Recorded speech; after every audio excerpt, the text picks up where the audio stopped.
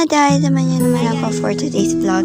Ito nga pala yung kaganapan pagkatapos ng aming Christmas part. At pasensya na po hindi ko kayo nasama kasi in-enjoy po namin yung buong araw na magkasama kami ng aming At least hindi ko kayo makalimutan, pero meron akong kaunting clip noon nung sa Christmas party namin.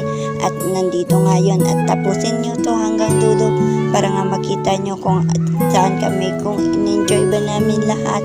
At ito nga yung kapatid ko na super cute. At diba sobrang cute at kakaligo lang yun, pero dudumi naman talaga, pero ganyan naman talaga pag bata pa diba.